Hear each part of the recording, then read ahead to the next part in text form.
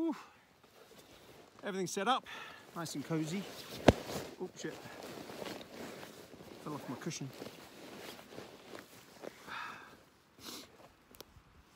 Oh, tell you what, it's cold. That's why I've got this on. It's my Kathmandu 750 down. It's so warm. All I've got under here is the t-shirt that I walked up here with. Man, I'm knackered. That was a hard climb up. I think it was harder than last time, but I was carrying more gear this time. These tussocks are a real pain in the ass. Right, I think I need to boil up some water. I've just gone and got it. I spared you from having to see me do that, but there's a tarn just a couple of minutes away. Getting a nice crotch shot, aren't you? Should have put my trousers on.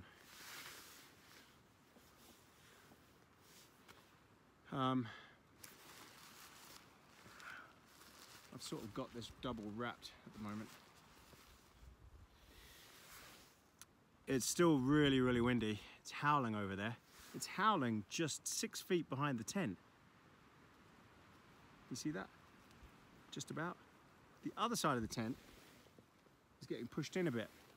These trees are gonna save me. And I just had a thought, I thought, wow, I am actually in the tree line.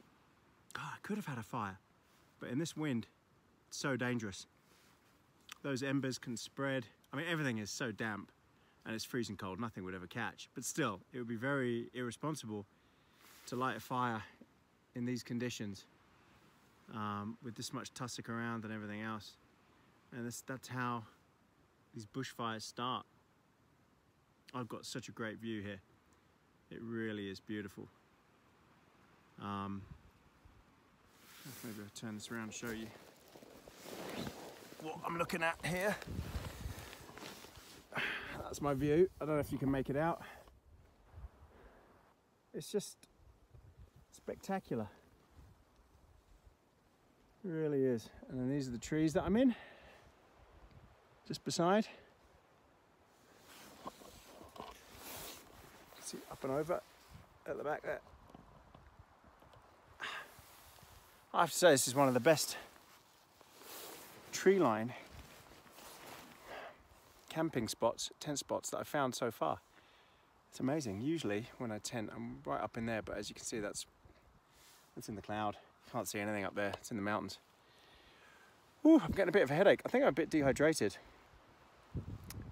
So what I've got, put this back down here. You're getting really good crotch shots on this. Okay, what have I got?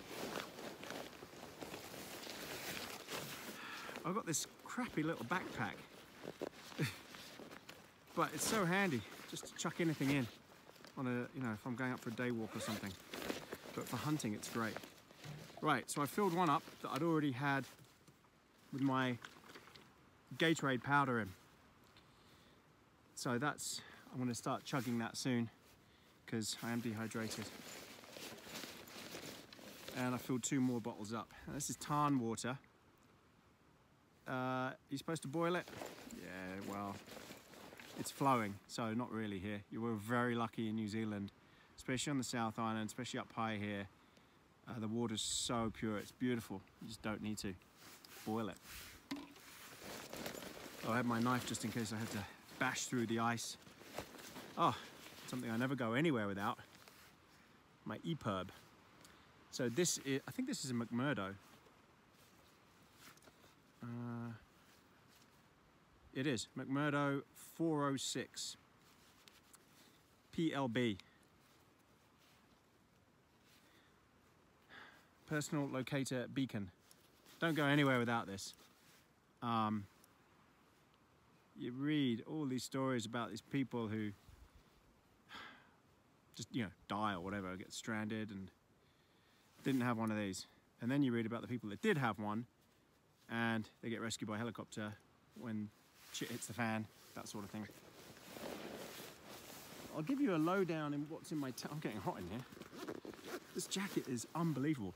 This is a Kathmandu X series 750 Loft. It's mountaineering, I guess, expedition sort of jacket. Not professional expedition, not sort of Everest or anything, but if you're mountaineering, this is the thing. It's like wearing a duvet. I bought this with me because I didn't want to bring a jumper, a sweatshirt, a sweater. This is just so much nicer to wear.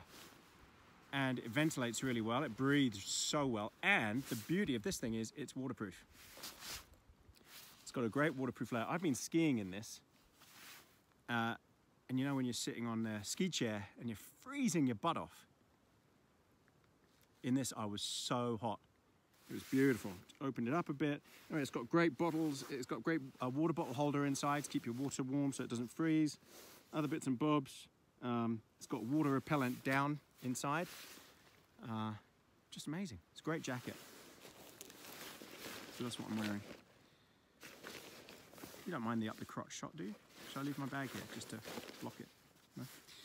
My knife. Again, don't go anywhere with it. My Bear Grylls Gerber knife. Full tang. Beauty with a hammer on the end. And this thing I've used a lot. It's got a serrated blade just here. I don't know if you can see that, yeah. And it's got a fire starter catchment here that's really sharp. And it's got a ferro rod. Let me put that down so I don't kill myself. It's got a ferro rod here. So it works really, really well. Gerber is so good. And, you know, very clever having Bear Grylls put his name on there. Oh, and it's got the SOS Alpine Signal Rescue things on the back. But great knife. Razor sharp, got my sharpener with me as well. It's such a great handle. Great for skinning, gutting, everything else. Great for getting in there. You can do anything with this. I've actually chopped small trees with this as well. It's got a nice sturdy pouch.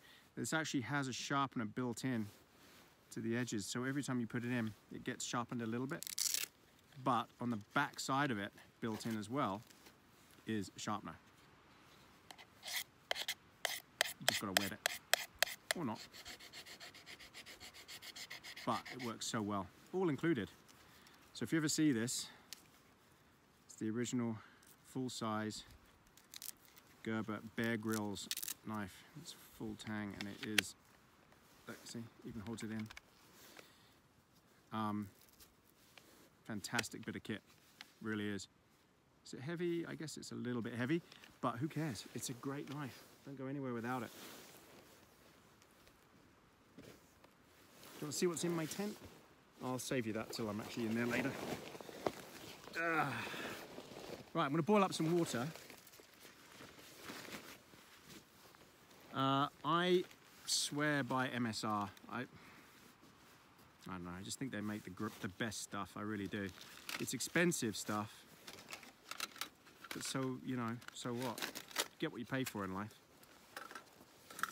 And so I carry MSR gear with me. I thought there might be snow. I thought I might be going up to the tops, which is why I bought my white gas stove. I wasn't quite sure what I was going to do, so I always err on the side of caution, and I brought it with me anyway.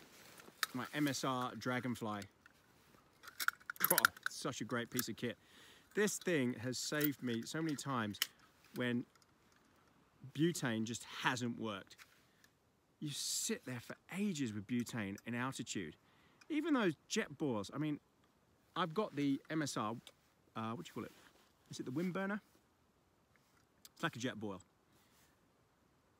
And again, yeah, it's okay, but you can't cook anything in it because there's no sort of simmer function. It's just burn. So it's great if all you want to do is water, hot water, then yeah, those jet boils are okay. They're pretty good. But I want flexibility to be able to cook stuff. Like if I do get some venison tonight, I want to be able to fry some steaks up. So when you're hunting or anything like that, it's a weighty piece, of equipment, but it's so worth it. It really is. MSR, those guys just make great stuff. There are a few companies out there that just seem to excel with everything that they make, and they're always expensive. So that's my heat-proof thing here. Let me just turn this down a bit so you can see it. There. You can't see me, but who cares? The other thing I carry, okay, so yeah, that's MSR. I've got my fuel. I made a mistake last time. I had it lined up. I didn't thread this on properly, and I lost about a quarter of my fuel. I suddenly smelt it.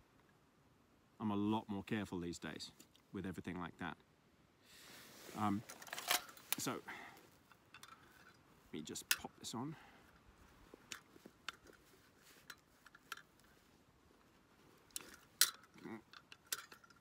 There. I just gave it a bit of a service. It comes with a surfacing kit as well, which is great.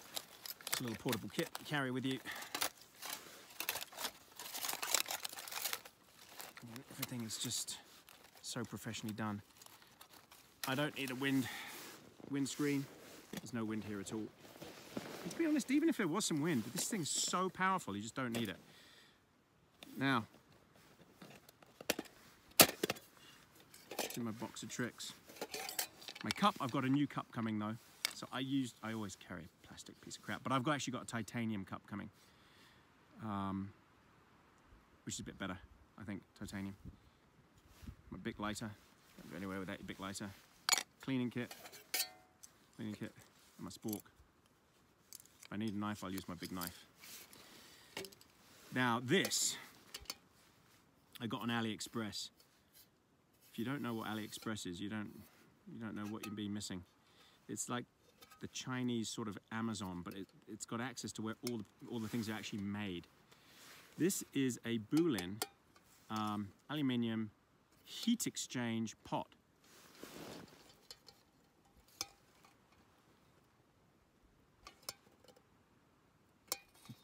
Bulin. I got it on AliExpress.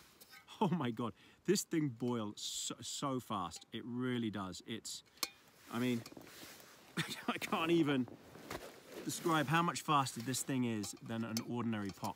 I'll turn this up a bit just so you can see talking. I guess it's a bit rude. There you go. Right. I had to turn it off to move it. Right. So yeah, this thing is so amazing. The Bulin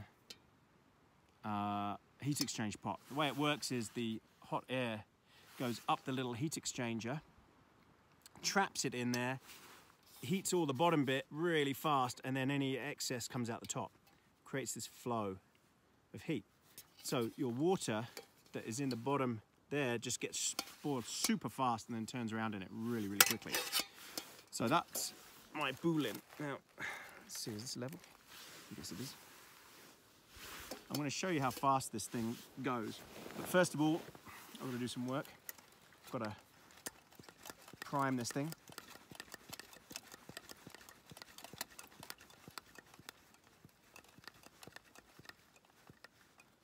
Okay. Open that up. Right, what I do is just release a little bit of fluid. There. That's it. And get your fingers out of the way.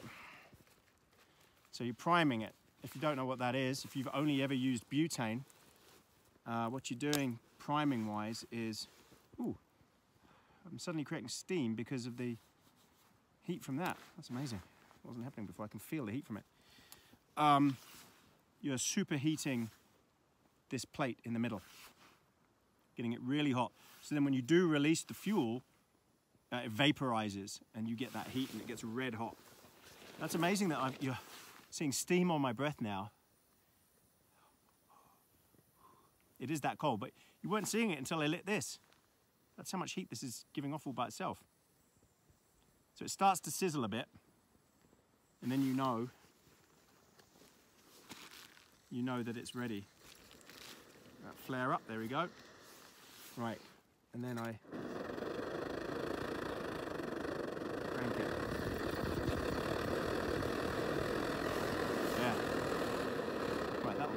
soon.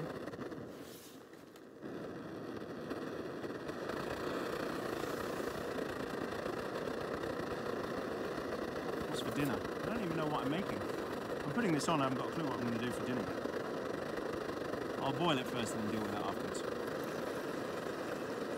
So let's see, what do I want to drink? I want a hot chocolate, and I want a hot chocolate, and I want dinner. I'll do the whole thing. So this is 600 ml of water. Let's see how quickly I can get this thing to boil. 600 ml.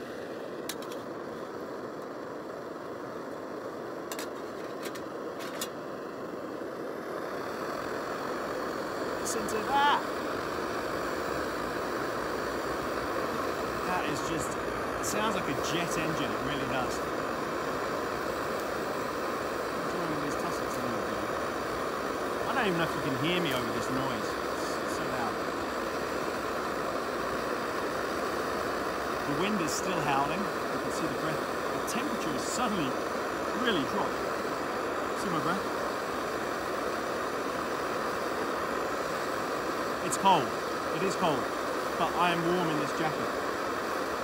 You don't really lose that much heat in your legs, so I don't even need my trousers on. My feet are getting a little bit cold because I'm just sitting here. I've got my insulated Lowa Hunter Extreme boots on. Yeah, fantastic boots. That's what I've been sitting on. A pillow. I know, it's a bit gay, but I've got that on my Thermarest Thermarest NeoAir. That's it. I'll show you around in here.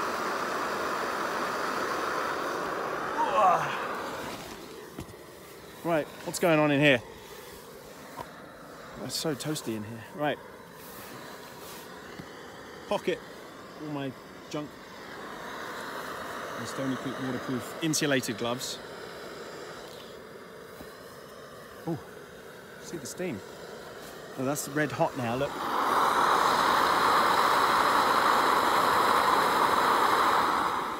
That's so cool. It's so much better than all those crappy butane things. This is my Goose Down 1,000 gram, 1,000 fill, 1,000 weight, I guess. Sleeping bag. Actually, you know what? It's a cheapo. It's called Free Fire. And again, I got it on AliExpress. It was really cheap. I've used it once in a hut, and the hut was freezing cold. This was lovely and warm. We'll see how I do tonight, because I don't have any long johns with me or anything like that. But I can always put my jacket on. I do have two pairs of socks. Ah, food. My food bag. Quite a bit of food in there. So what else have I got? My gimbal. I don't know why I haven't got it plugged on at the moment, but I don't need it. My rifle tucked down there. My rifle gear.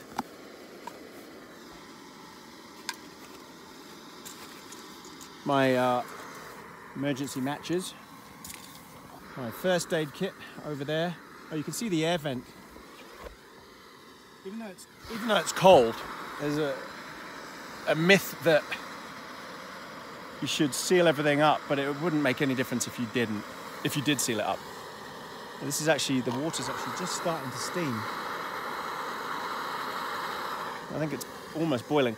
Yeah, I've got my pillow, my Stoney Creek trousers, suppressor trousers, you know, that sort of,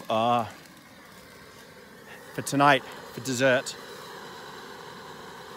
bit of brandy, and a real treat tonight, so I'm warm enough, a couple of cigars, Monte Cristos, I love my Monte Cristos. And my Petzl headlamp. That's pretty much everything. Wasn't that much, it felt like a hell of a lot more. There's my pack out there. It's massive, it's the Tatonka Bison 90 plus 10.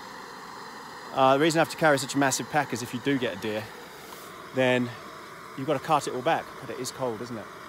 See all that steaming up. Last time I bought my chair that converts my Thermarest into a chair. I'm just kind of regretting not bringing it now. That was so comfy. You just lean back on it. Oh, it's great. It's so lightweight. But I just didn't want all the extra clutter. Right, we're actually, I think, simmering or boiling or something at the moment. Let's have a look. Yep, almost there. Good. Right, that is boiling. Right, well, I'm going to cook up some dinner. I think tonight's meal will be a backcountry cuisine.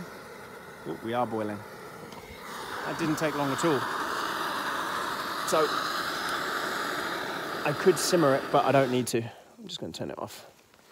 Right, peace and quiet. I wonder if you've been able to hear me over all of that. Probably not, but whatever. Oh, and typical. My food is right at the bottom of my food bag. So I've got to get all my food out. That's stupid. Anyway, come back to you later. Okay, so actually I've got all my food out, so I might as well show you what I've got. Sweetened condensed milk, hot chocolates, some coffees, some cup of soups, instant soups, some pita breads. We've even got a little bit of butter in there and some salt and pepper. My breakfast cereal, 1, 2. My extra trail mix, Scroggin.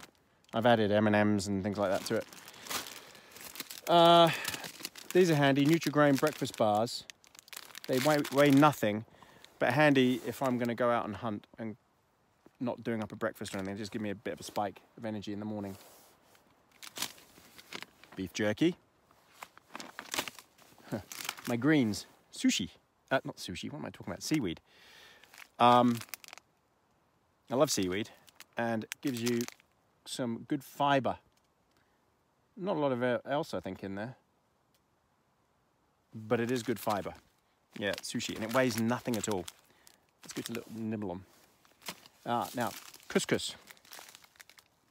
I add couscous to my soups to give them a bit more texture.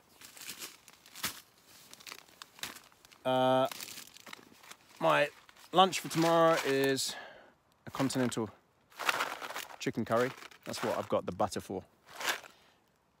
Mix that up and cook that. You see, you can't cook, you see, you couldn't be able to cook that if you had a jet boil. Oh, it's so beautiful out there now. Look at my view. It's just majestic. Look at that.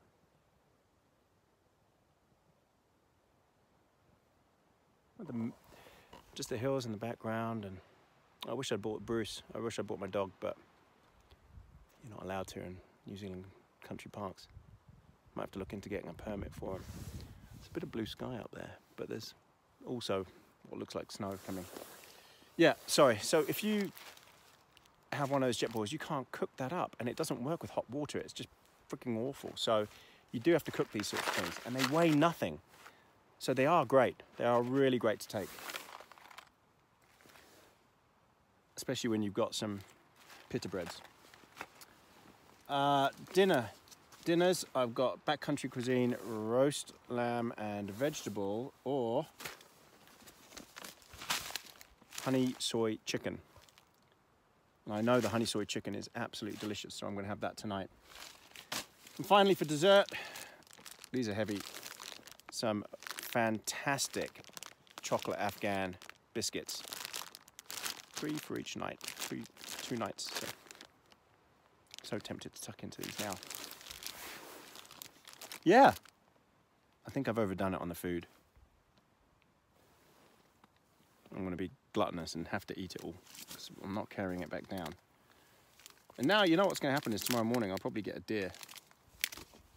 Oh well, never mind. Right, honey soy chicken and hot chocolate. See you later. Actually, it's starting to get dark. I don't know what time it is. Honey soy chicken, Backcountry Cuisine. It's very good for a rehydrated meal.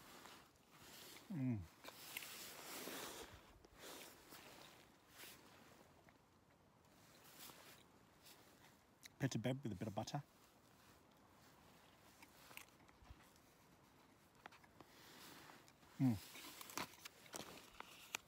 Actually, it's meant to be spreadable margarine. But it's totally solid. Totally solid. Because it's so flipping cold.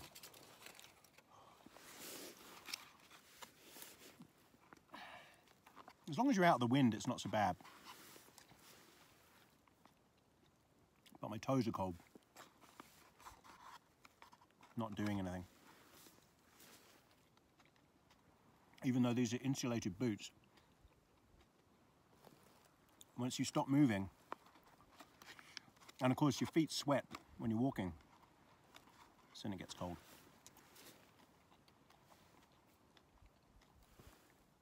I've got one spare pair of very thick socks that I must not get wet, damp or anything to wear in the sleeping bag. Basically, I'm just not going to put anything else on until I get in the sleeping bag.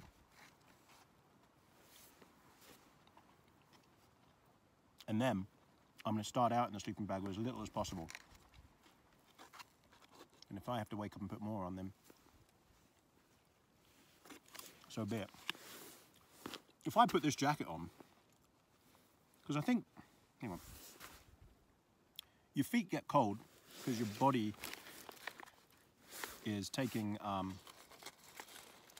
blood or whatever away to keep your core warm. Look at that. This is meant to be spreadable. It's like an ice cube. Spreadable butter. How is that spreadable? That's so stupid.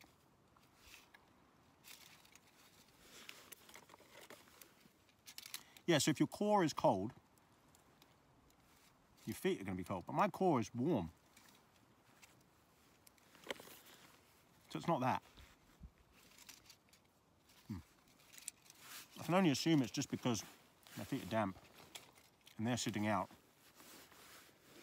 So it's nothing to do with my core temperature at all, I hope. Because I've got this jacket undone now, I'm so warm. Yeah, I'm getting a bit fed up of sitting down actually. So, I'm going to stand up and have this. Before, maybe just before it gets dark tonight, join me. Join me for a wee dram. Oh, it's brandy. What do you call it if it's brandy and it's not whiskey? A shot? I don't know. And a cigar. Of course, again, with cigars you've got to be careful. Out here. And cigarettes, anything like that.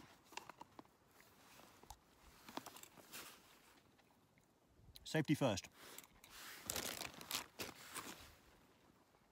I tell you what, I hope I don't get diarrhea in the middle of the night. I don't fancy coming out and putting my boots on, running into the bush and digging a hole in the middle of the night.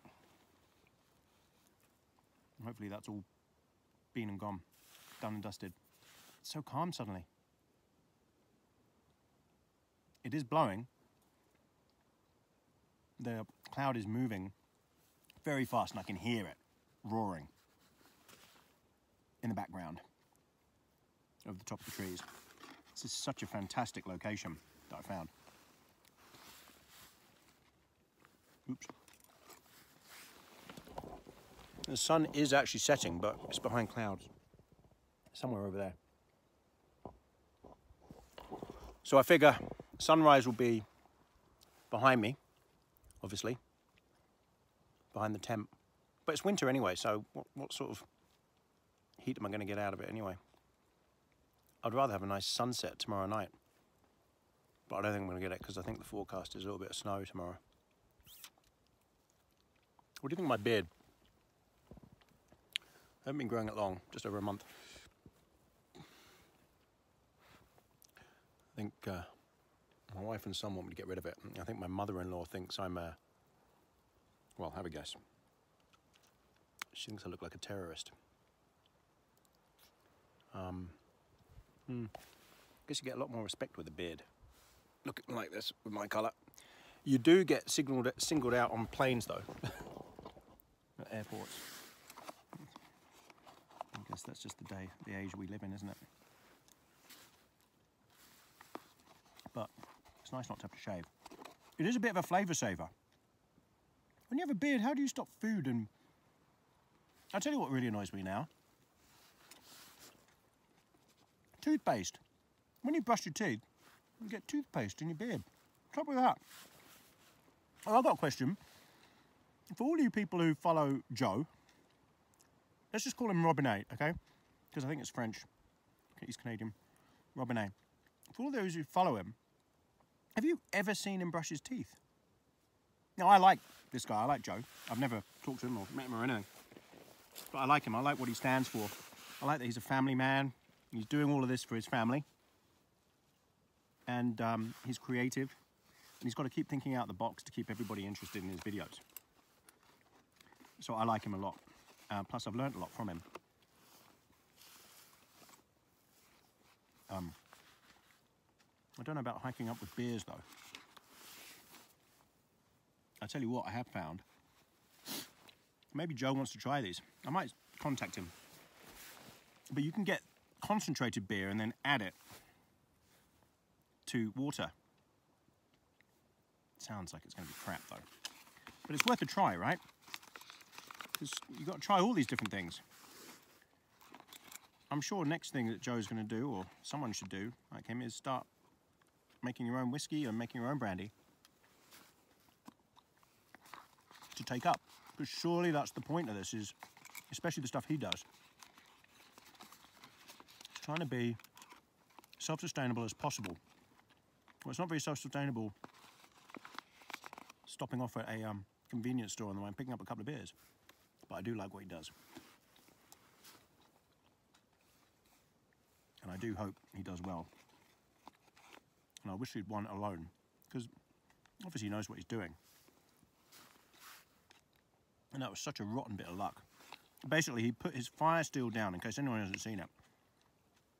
He put his fire steel, which is your ferro rod, which you use to light fires. He put it on a log on the beach by the water. I think he actually put it on his jacket, which was on the log. That's right. And after he'd finished doing what he was doing, he turned around, grabbed the jacket, picked it up, and put the jacket on and walked away. Next minute, you know, he's back there, and he realises he's lost his ferro rod. He's played the video back, and he's realised it's obviously gone into the sea, and the sea's come in, the tide's come in. I think he spent 2 hours looking for it. And then I think he sat there for another few hours thinking, oh my God, what have I done? Is there any other way I can get out of this? Because it's impossible to light fires naturally here, where they were. Actually, it's getting very dark now, suddenly. And I felt for him. He had to tap out, because how could he do it? And I didn't realise that the Alone Show invited Joe to be part of it. He didn't even have to apply. So they obviously believed in him. So he's doing a good job. So Joe Robinet, we'll call him. Shout out to him, because I've been watching a lot of his videos. I love it when he goes with his dog. I do want to see him try and do an alpine situation tent and see what he comes up with without a fire. Above the tree line. No fire. No fire, Joe. The reason I'm saying that is, well, I just want to see it. without a fire, because I'm not allowed to light a fire, so why should he? So you've got to try every single thing. And most people, I don't think, light fires. I think most people go with camping gear and they don't actually light fires. So how, in a winter environment, in the Alps, above the tree line, how do you spend 2 nights? Let's say you got snowed in. How do you spend 2 nights? What do you do to keep your mind occupied? Because as we all know, that's one of the biggest things, is keeping your mind occupied. I'll tell you what, another shout out to Joe for this. I downloaded Audible, and they're one of his sponsors. And Audible is owned by Amazon. Audible is an online book company where they read the books. And audiobooks, and it's amazing. I've got a great deal with them in New Zealand. Because it's New Zealand, I managed to get onto the Australian one, the Amazon site, and I managed to get Harry Potter read by Stephen Fry. I've heard so many great things about it, and Stephen Fry is great. And I got them both free, took the first 2 for free for signing up, and I got a special 3-month deal. Because I accidentally cancelled, and then it offered me the 3-month deal. I said, oh, okay, I'll do that then.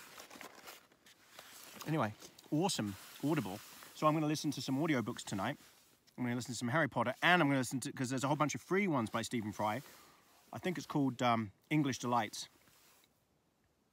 I wonder if that's a play on Turkish Delight. Anyway, I'm getting quite dark, aren't I? This is an iPhone 10, by the way. And I've got it on the front facing. Doesn't seem to be adjusting the light level very well, does it? I'm just getting darker and darker until it's going to disappear. God knows where my headlamp is. Oh, there it is. Once you turn these things on, though, that's it. There's no going back. I wonder what difference it makes if I put the headlamp on, looking at me. Let's have a look. Oh, my God. Oh, it's awful, isn't it? Turn that off. Christ. Okay, maybe Apple got that one right. Yeah, Audible. So I'm going to listen to a whole bunch of that tonight with my cigar and my brandy. Right, I'm going to do some cleaning up, and might join you just a little bit later, just with my cigar and my brandy. Over and out. Told ya. Cigar time.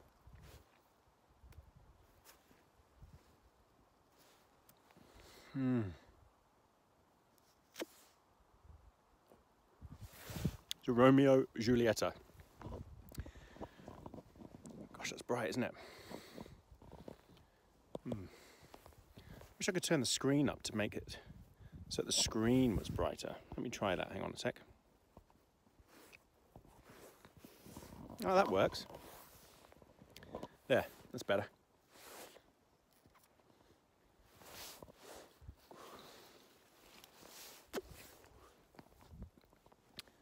My view.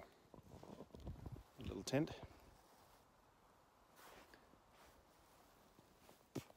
In my pocket is my brandy.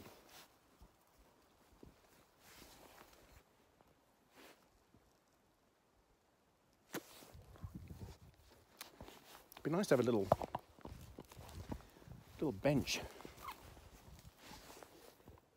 It might be a project tomorrow.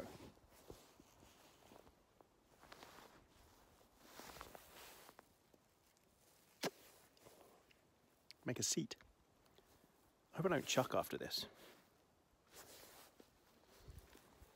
I've not really had a cigar when I've gone hunting before.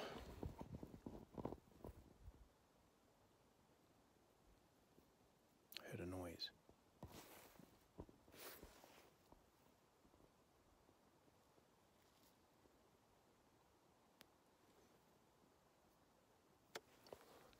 It'd be amazing if a deer just pops up over there. It's too dark to take the shot. Illegal. But still, it's calmed down quite a bit here. It is still blowing. It is actually freezing. Still got my shorts on. Feet are cold. My brandy will warm me up. It's just gone 6 o'clock, I think. About 20 past 6, something like that, 10 past 6.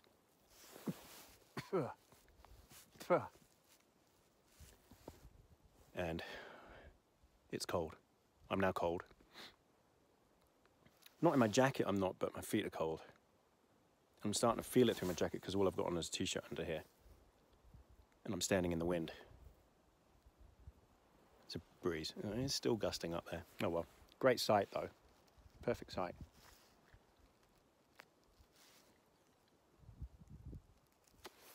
See, this is now where you need a roaring fire. Just over there somewhere with a nice bench seat. Imagine that.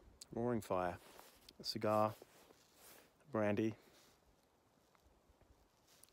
a bit of bushcraft. Oh, it'd be so good to have a fire here. It really would. But I think you're only allowed to light them in an emergency, if your life depends on it.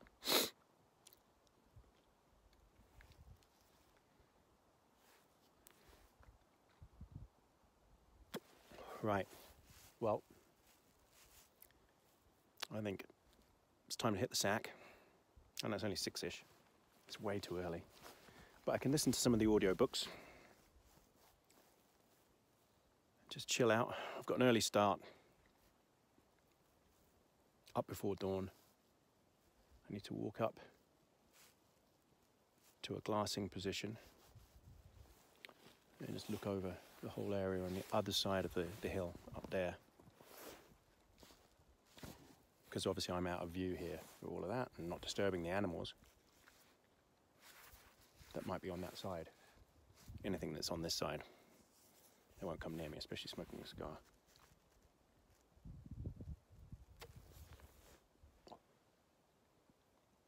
Right, I think I'm going to call it a night with the camera, because without sitting there in a fire and doing some bushcrafty stuff, you'll probably, you know, there's not much to show you anyway. Just me steadily getting drunk. And I'm not doing that on camera. But I have got my brandy. I showed you the hip flask earlier.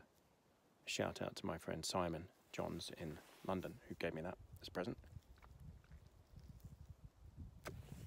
It is meant to snow tonight, but only a tiny bit. Like maybe a centimetre, nothing. So I don't mind that. I've got the right gear for it. But my sleeping bag is beckoning.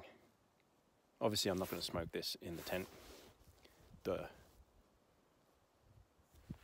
Talk about messing up your tent forever. So a few more totes and then I'm done for the night. Alright. Hope you haven't minded the trip up today. Hope it hasn't been too boring. Let's see if we've got some adventure tomorrow, maybe an animal. Take care. See ya. I'm glassing. I decided to get up and the rain seems to have stopped. So I've come out to have a look over, climbed over the ridge. And now I'm down the other side, the other valley. The wind is blowing uphill, which is great. I've got the wind in my favour. There's plenty of sign around. I'll show you what I'm looking at here.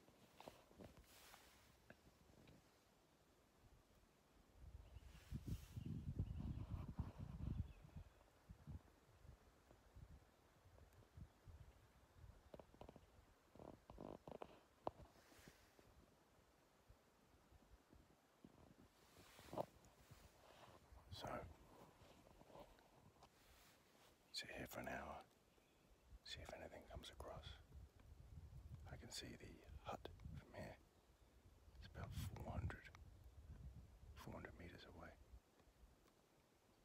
There's plenty of sign. Fingers crossed.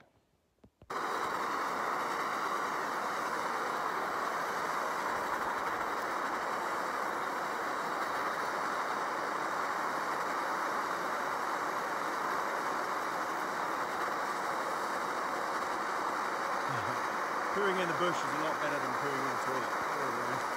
It's quite liberating. Right, I am so desperate for this cup of coffee. No idea.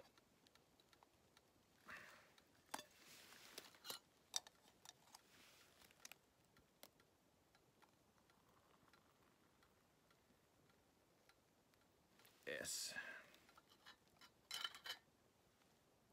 That's so nice to sit up. Look, tents suck. They're uncomfortable. Yes, you can get that chair thing, but you're hemmed in, so they do suck. In a hut, like the mole hut, of course it's better.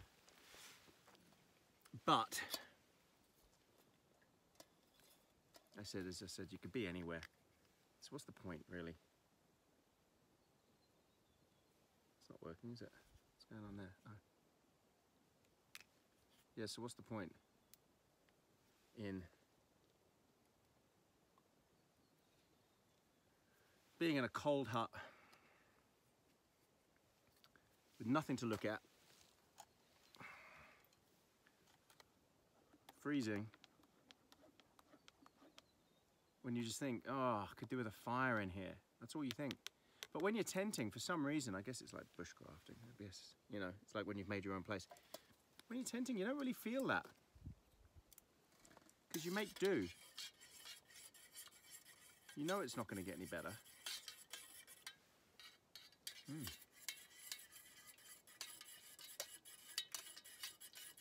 So I've mixed that condensed milk in with water, and now I have milk. Exactly the same as milk. And it's hot. When I add all this,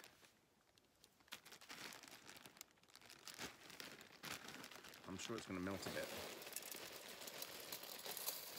This is a massive breakfast, but I've got a long way to go today.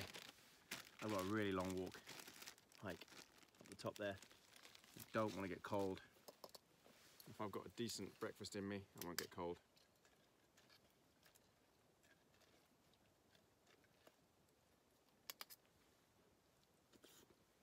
Oh yeah.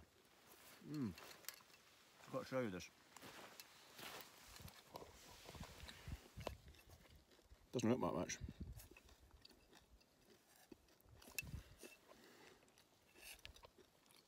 At least it's hot. Okay, admittedly I've got too much milk in there. But, so what?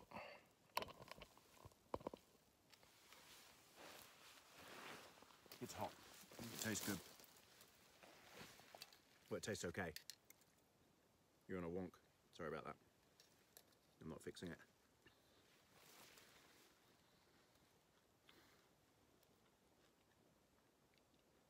Might see a deer pop out of the creek. Anyway, I'm gonna have my breakfast and I'll catch you up later.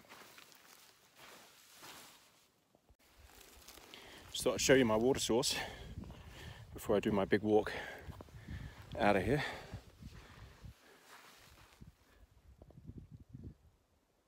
Here's my, I've come down that hill. So that's definitely snowing in the distance there. I can see it coming down. That's not coming towards me, I hope. That's my water source. It's pretty deep. Can't see the bottom. Goes down a long way. In summer, ooh, jumping in there in summer. Tell you what, that wakes you up. Going right up there. See how far I can get up there. Look at the ranges over there with the snow on. Unbelievable. Yeah, let's hope I don't get snowed on. I'm going up there lightweight. All I've got on is my base layer, middle layer, and this very thin, windproof, silent Under Armour top. Got my Stoney Suppressor trousers on, my gaiters, and in the pack, just see behind me there, in the pack I've got my gloves and a beanie, just in case, my EPIRB, my PLB. Right, I'm gonna get some water just for the trip up, and then I'll stop back here again and fill up completely my extra bottle as well. Let's get dinner on, because this could be a long one. See you later. So, I've come from all the way over there, over that ridge. I've come up this ridge here, so I've walked all that way. I'll overlay a map so you can see. I'm looking down into the creek, seeing if there's any animals down there. I'm going all the way up to the top there. There. Yeah, there. Right up there. Got minimal gear. I was hot. It's freezing cold, but when you're walking up here, it's hot, so I've had to strip right down. Got everything in my pack. It's got a little bit sweaty, but tiny bit. Left the top open to vent. So we'll see if there's any animals up here. I doubt there'll be any deer up here. Don't think there's much food. Still quite a bit of snow around. But maybe there'll be a chamois on the other side. I just got to keep climbing. I think it's almost 10 o'clock in the morning. All right, we'll see how this goes. About halfway up. That's where I've come from. All the way down there. The tent is over there. This mist has just suddenly, in the last minute, dropped down. So there's some sort of temperature inversion. This cold air is sinking, which means I'm going to be in the clouds soon. Just over there you can see there, that shining thing, that's Lake Overtrouser. And you can see the tops over there. In fact, I can feel some snow. You can see the tops right around there. Got quite a bit of snow around me. Some avalanche material over there. Some sign up here, not a lot. Looks like I'm about to get clagged in from nowhere. Suddenly got cold and this cloud has just suddenly descended on me. It's quite weird. Look at that. It wasn't there a second ago. This is why you've got to be really careful on the tops. You can feel it. A little bit of rain or snow. The weather up here changes just like that. And you can be stuck, stranded if you don't know where you are, if you don't know what you're doing. You've got to have the right gear to get out.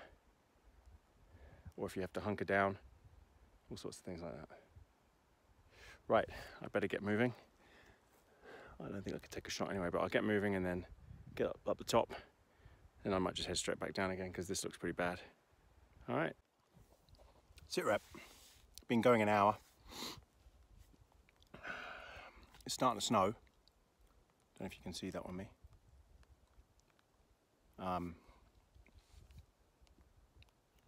The temperature's really dropping. There's some cloud coming in. I'm almost at the top. I'm at 1,500 meters. I'm just having some trail mix. A swig of water. I start to feel a little bit cramp. My hamstrings, probably because I pushed it pretty hard yesterday. Cramped up last night actually. Just hadn't had enough salt, not enough to drink. So I've really been trying to drink a lot.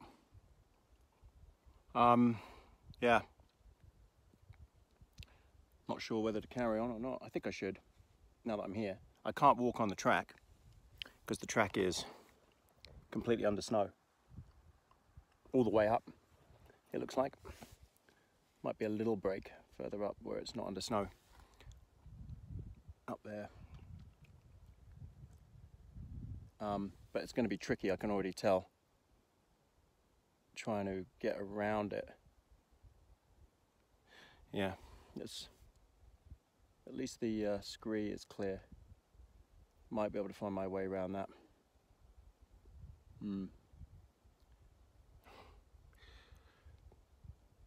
Anyway, I'll push on. Maybe I'll see a chamois over the hill. If anything, I just want to get a nice panoramic shot. The thing is here, as quickly as this stuff can come, it can go as well.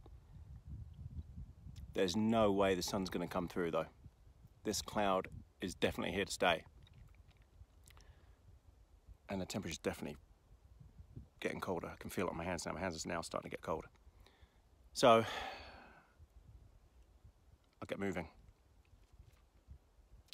I'm looking forward to getting back, having some lunch as well. Okay. See you later. Well, morning. That was a better night's sleep. I slept so well that I didn't even get up to go for a hunt, unfortunately. I was too zombied and I didn't set my alarm. I was warm, quite comfortable. Tossed and turned a little bit, but... So, yeah, I haven't been hunting this morning. As you can see, still in my pack. Sleeping bag. Basic plan today then.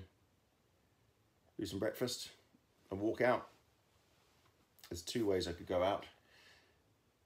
Climb back up to the very top to then walk down the ridgeline, which is what you usually do, or go straight down the mole track, which means a lot of walking around down along the river on the rocks and stuff. It's a bit more technical, but it's probably half an hour faster doing that, because you don't have to clamber up the top and get exhausted and sweaty right at the beginning.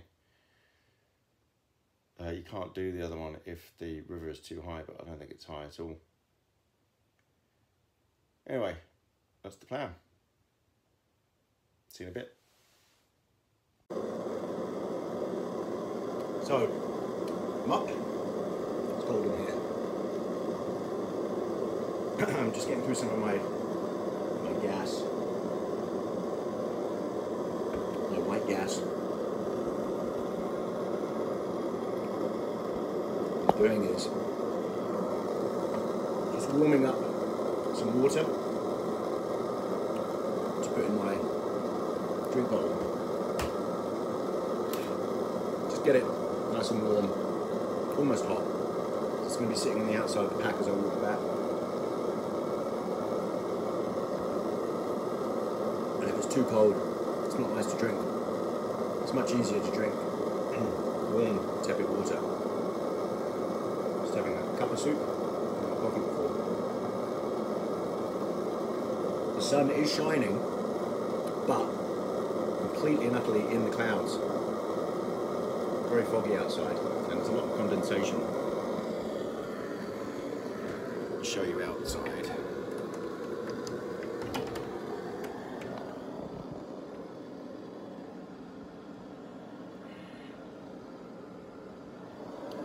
So, even if I'd gone hunting, well, there would be no point, because I wouldn't have been able to take the shot. It's too, I wouldn't have seen anything. It's just too foggy.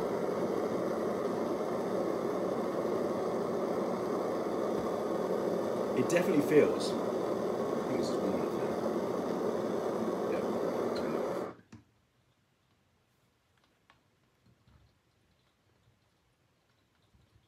Just burn off the residual gas. It definitely feels like winter's over though.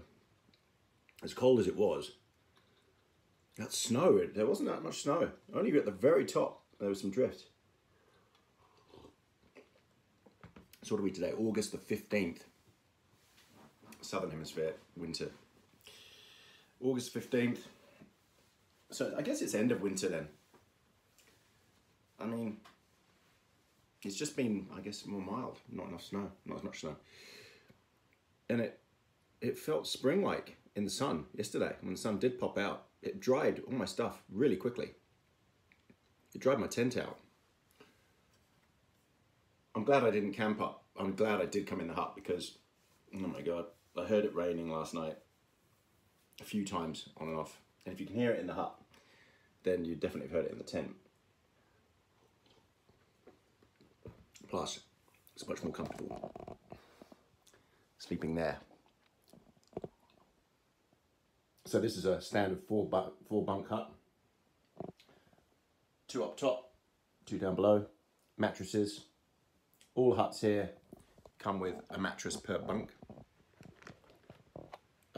They're comfy, they're sealed, so they're clean.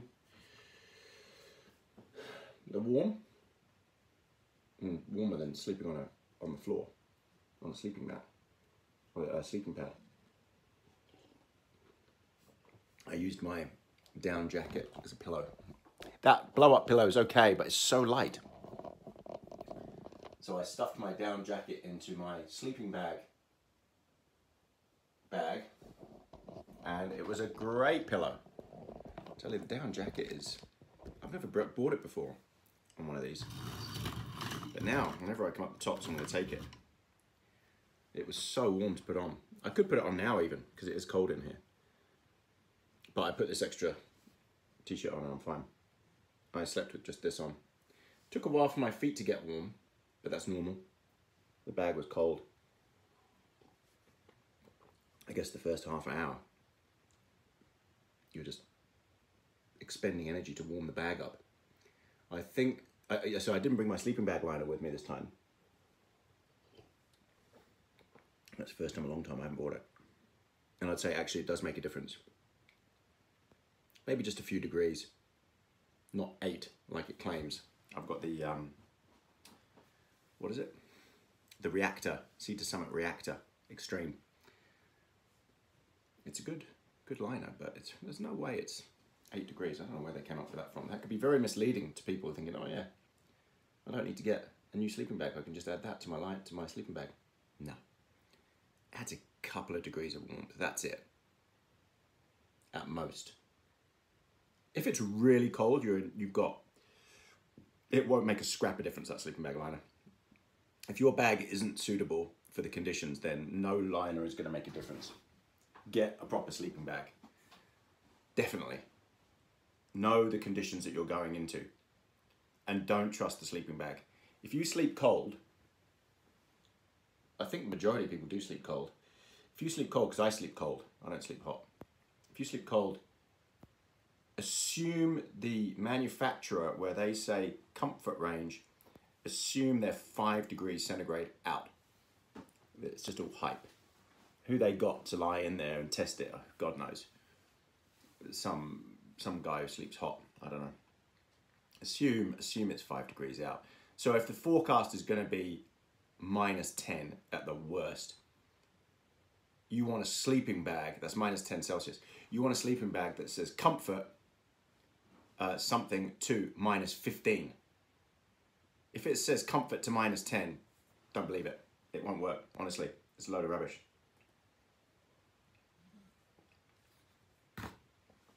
I know they get heavier, but it's when you're lying in that sleeping bag, oh my God, you'd have gladly carried an extra ½ kilo to 1 kilo, wherever you've been, to be warm.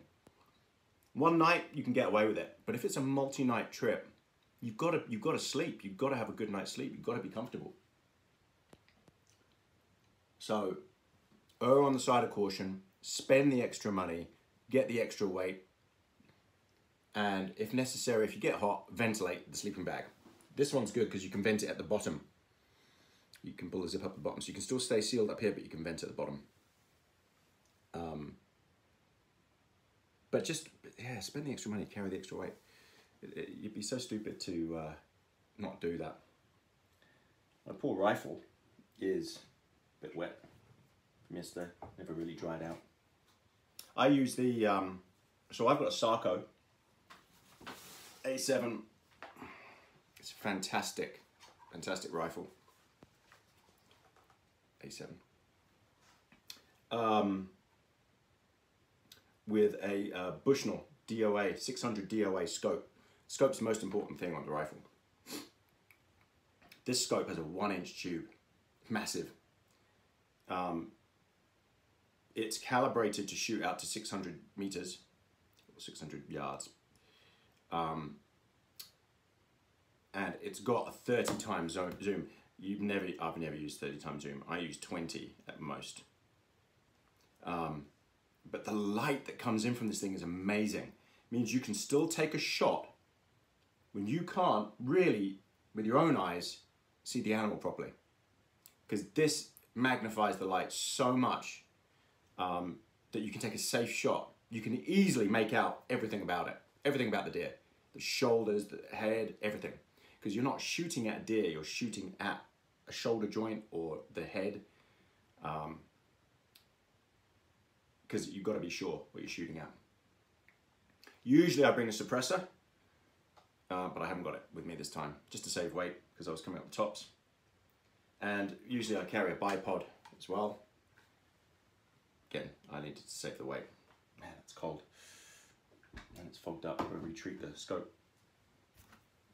It takes 3-round magazine and 1 in the chamber, but you know, this is New Zealand, you don't have 1 in the chamber unless you're ready to fire or you're stalking, in which case you're just talking about 3 rounds. I've only bought 3 rounds with me, 3 bullets, because anyone who takes, if you're only going after 1 animal, really, do you need more than 3 bullets? You're a crap shot if you need more than 3. At most, I've used 2 to get an animal. And I'm not greedy. I'm not going to take more than 1 animal.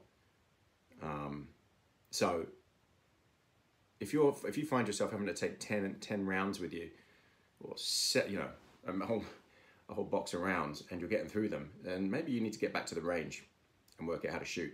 Or maybe you're shooting too far and you're not stalking close enough.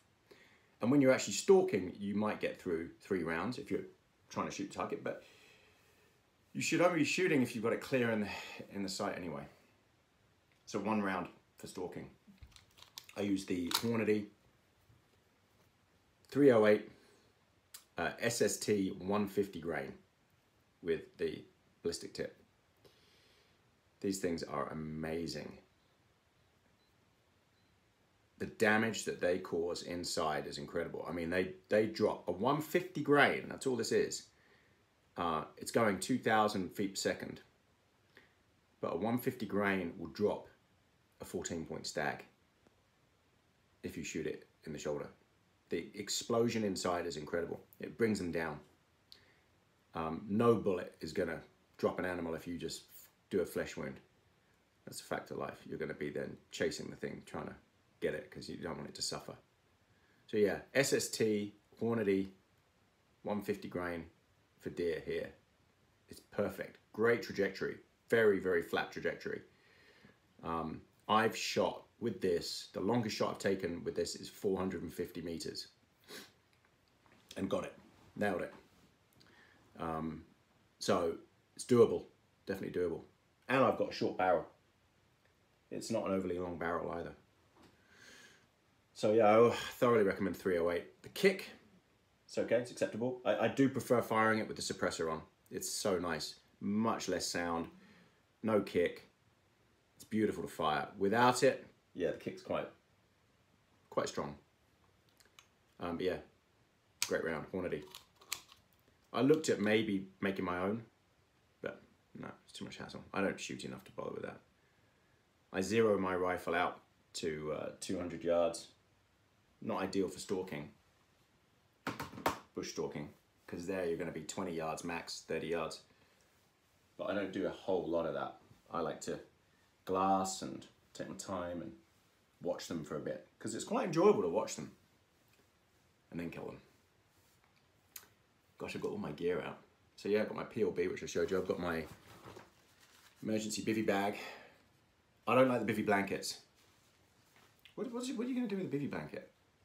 Wrap yourself in it and have the worst night of your life. This is an actual bivvy bag. A little bit bigger. But Adventure Medical Kits make these. They also do a breathable version, which is a bit bigger, called I think the e-bivvy, which might be worth it, but hopefully you'll never ever need it. But that it will save your life. If you're stranded up a hill, you haven't got your sleeping bag or anything, or you're bushed and you have got your sleeping bag and stuff, and it's, you know, chucking with rain so you can't use it really, you're going to get into one of these and you'll live. You'll have a crap night. You really will. But you'll live. And that's what it's for. It's to help you survive. Without it, yeah, you'd die. Hypothermic. You'd be hypothermic. I mean, you might get hypothermia in this after if you're stuck for a couple of nights. But you'll still be alive. But once you get hypothermia and you don't have one of these, and you haven't got a PLB, yeah, good night. We read about you in the newspaper. You know, a lot of tourists, a lot of trampers come here, hikers. Well, not a lot, but a few come here and die because they're just not prepared. They haven't got the right gear. They are too cheap to fork out on a PLB. So an EPIRB, or a PLB, personal locator beacon, I think this one's about 500 New Zealand dollars. They're expensive. You can rent them, apparently, but I bought one and the battery lasts 5 years and you can send it off for a new battery. 500 bucks. Of course it's expensive, but it's your life. Why wouldn't you? You know? Why wouldn't you do it? Occasionally you're meant to test it, and I'll be honest, I haven't tested this thing for a long time, but the battery was meant to be replaced a year ago, I think. I better test it now just to see what it does. So you press the test button and you want to see the flashes.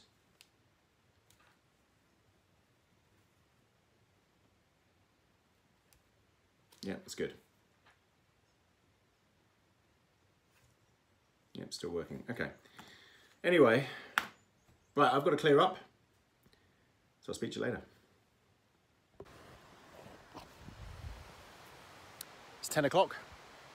All packed up. Packs there, my rifle. I've left the hut nice and clean and tidy. Not like the people who came before me. Sun is shining. It's beautiful. First bit of proper clear blue sky since I started the trip. This is going to be a nice walk down. It's stunning. Still snow up there. Shame I couldn't hunt this morning, but I just wasn't up to it. I was awake. So, see how long it takes. Maybe 2 hours, hopefully, to get down. Fingers crossed, all okay. If I see an animal on the way, it'd be rude not to take it, wouldn't it? But if I do, then I've got to deal with it. But, c'est la vie. All right, see you at the bottom. So, been going 40 minutes.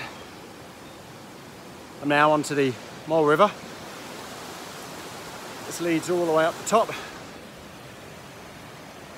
You can only really do this crossing this mole track when the river's low like this. Can you imagine what this must be like when it's in full flow? The whole thing, you can't cross it. Some people have done it and had to turn back, go all the way back up to the top. That's the ridge right up there. I don't know if you can make it out. It's a long way up. Anyway, 40 minutes to here. That's not bad. I've dropped a few hundred meters already. I think I started out at the hut, which was 1,150. And now I think I'm at 800 meters. Still got a ways to go because car park is at 500 meters. But it flattens out now. Now it's just a long trudge along the riverbed, which is exhausting. Easy to make a mistake. Got to be careful. In about another 20 minutes, I'll stop, have a drink, lose a layer because I'm going to get hot now because I'll be walking in the sun, and here is the sun. And get some trail mix going because I'm hungry. All right, report back later. Here we are. So I've been going just about an hour. Good place to stop, middle of the riverbed. I'm going all the way down there. Come from up there. Shirts off. Getting some sun. Feels glorious, it really does. Just to stand in the sunlight. Oh, natural airing. So nice. dry my shirt out a bit. Got a bit sweaty going down. I had my polyprop on underneath. This is a beautiful spot to stop. I'm gonna have something to eat, chug some water, and then non-stop to the car. It's been a good trip. It's nice that it's ended with nice weather like this, but I could have done with this yesterday. Because then I could have stayed in the tent. But hey ho, is what it is. I enjoyed the hut. All right, time for some food. So, I'm off the riverbed now, onto the track. Look at that scene behind me. Pick that up. That's just beautiful, absolutely beautiful. So yeah, I'm on the track. That took an hour and 40 minutes from the hut to here, but I did stop for about 10 minutes and had some scroggin and some drink. It's a bit bumpy here, so I won't bother filming it. But what a day. What a day.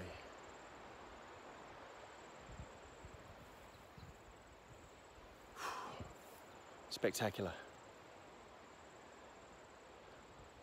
Can't wait to come back. Some really deep snow up there with some major avalanches. I don't know if you can actually pick that out. But the tops up there are clear, no snow, or a tiny bit. So I think come up here in another week or so. This just feels like spring. It's so warm in the sun. Listen to the crickets and the birds. There's good growth coming through. The deer are going to be out. This is a fantastic start to the year. Spring's come early.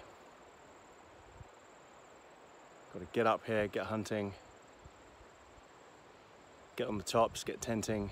That might be another couple of weeks, 3 weeks before we can get up there though. It's pretty deep snow. Right, onto the car.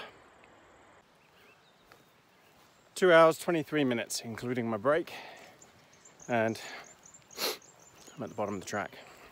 The last bit's a bit weird on the mole track coming down because it's actually a paddock with cows in, although there weren't any cows in there today.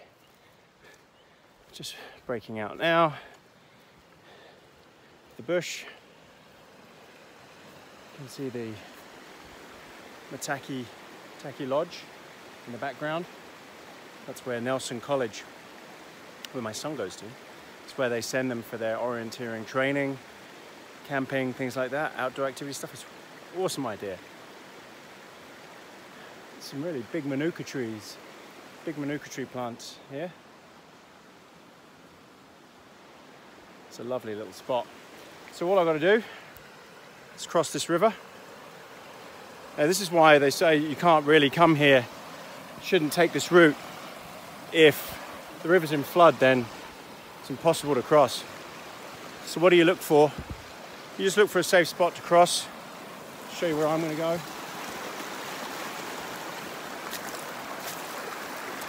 Find a couple of rocks you can step on.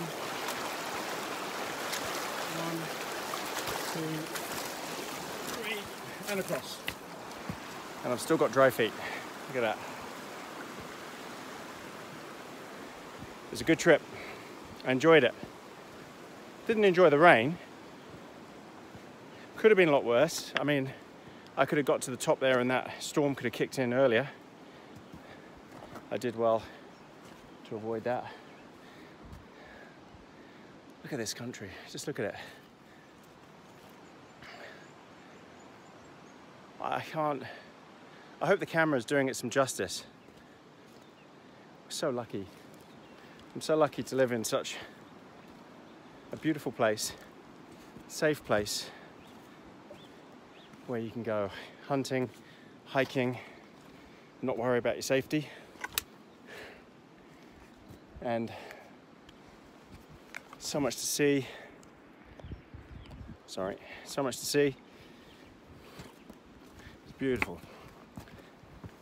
So basically this trip, and I'll overlay the GPS data onto it that I tracked with on my iPhone. I use an app called iHike NZ GPS. It's got all the topo maps built in. I'll overlay that so you can see the track I took up, which was the Jameson Ridge track, and the track I came down, which is the Mole track, which comes down the river. I didn't have to come down that way. I could have come back down the Jameson Ridge track, but I didn't feel like that grunt at the top. And it's pretty boring being in the forest all the way down, whereas the riverbed's beautiful. So, just got to pop out this last bit here, and there's the car. Still there, not broken into. Where I left it, there's the road out. So, great trip. When I get back home, I'll give a little summary of what I thought and learned, especially about gear I didn't use and food I didn't use. I got a feeling I could have saved a couple of kilos in gear. Wow, I've just noticed there's bees or wasps. Whoa, everywhere. Wasps, I think, all around the car. I don't know why. There might be bees. Very strange. Anyway, I'll give a trip report when I get back. Over and out.